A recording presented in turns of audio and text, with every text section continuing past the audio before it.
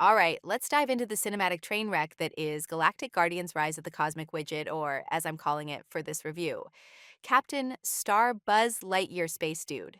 Why? Because this movie is such a chaotic hodgepodge of recycled sci fi tropes and half baked ideas that it feels like the love child of a Star Wars knockoff and a clearance sale transformer. For me, there's only one true space hero, and that's Han Solo, but mostly. This nickname sums up the film's desperate attempt to mash every blockbuster cliche into a blender and hit puree. This is a movie that's been chopped up, stitched back together, and zapped with a defibrillator more times than a B movie zombie, dragging along every tired trope you'd expect from a Hollywood machine that's been spinning its wheels since the last good summer flick.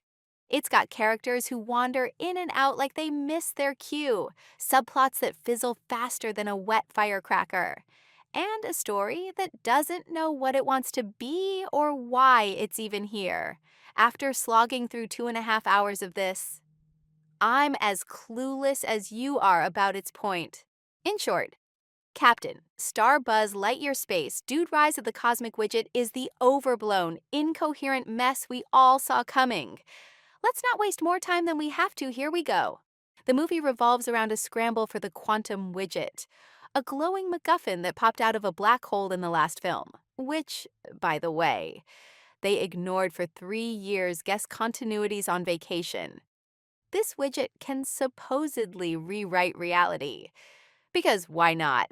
It's shinier than a magpie's dream. So every alien warlord and Earth government wants it. Leading the charge is Admiral Karen Vance, now inexplicably the president of Earth, who's brokering a deal with the Zorkians, a race of CGI squid people who look like they were designed by a sleep-deprived intern. Things go south at a galactic summit when a rogue cyborg, Chrome Dome, goes berserk and tries to vaporize Vance, only to glitch out and forget his own plan.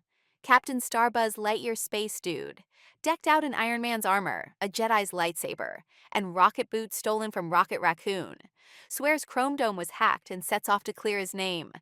His investigation, because of course he's a detective, now leads him to a shady asteroid base where he bumps into Megamind, a telepathic blob who got super smarts from cosmic rays but works for Vance because reasons.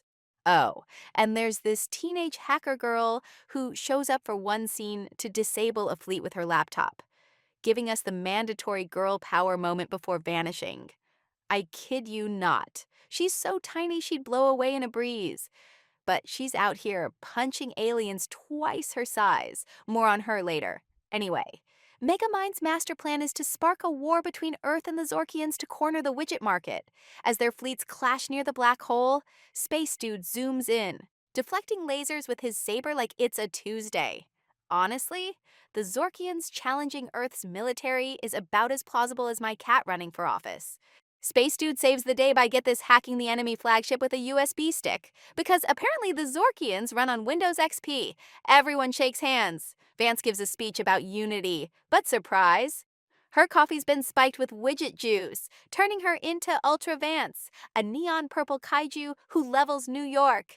Yes, I'm serious. There's a sloppy CGI brawl. Space Dude begs her to stop being a monster. And she just does, because the writers clearly ran out of ideas. She turns back into Meryl Streep, everyone goes home. And that's the plot of Captain Starbuzz Lightyear Space Dude Rise of the Cosmic Widget. Thinking about the tortured production this film endured endless reshoots, script rewrites, and a runtime hack down at the last minute, it's hard to guess what it was even supposed to be. It wants to be Guardians of the Galaxy with its snarky banter and space hijinks. But it also tries to ape The Last Jedi with heavy-handed political intrigue. Spoiler, it fails at both. You can't mix a galaxy-spanning widget hunt with gritty conspiracy vibes and expect it to gel. It's like pairing sushi with motor oil. The villain's the first casualty. Instead of a complex baddie with a twisted but relatable goal, we get Megamind, a generic evil blob chasing power for kicks. We're told he's a Galaxy-class genius, but he's outwitted by Space Dude's USB stick and gives up like he's late for a nap. A character's only as smart as the writer, and this script's got the IQ of a burnt toaster. The trailers hyped up Giancarlo Esposito as a shadowy crime lord, but he's just a glorified henchman with two scenes, hobbling through fight choreography that made me wince for him and the stunt guy. Chris Pratt tries hard as Space Dude, recycling his Star-Lord shtick as a reluctant hero, unsure if he's cut out for the gig. It could have worked if it wasn't already done better in every other Pratt movie, but loading him with every gadget under the sun makes him feel like a walking cheat code, not a scrappy underdog. Why call him a guardian if he's basically Tony Stark with better hair?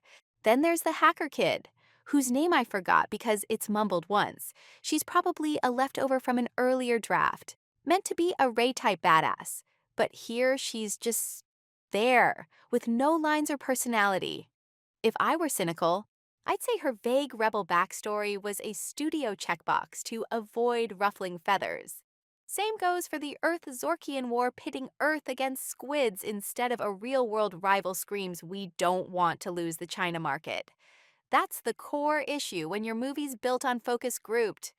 Play it safe nonsense. It's like building a spaceship out of paper. The more you tweak it to dodge controversy, the less soul it has. Rise of the Cosmic Widget is a shiny, loud husk, big on explosions, low on meaning, cobbled from scraps of better films with no reason to exist. Nobody seemed hyped for this, not even the studio. And now I get why. Save your ticket money and rewatch The Empire Strikes Back instead. You'll thank me. That's all beam me out of here.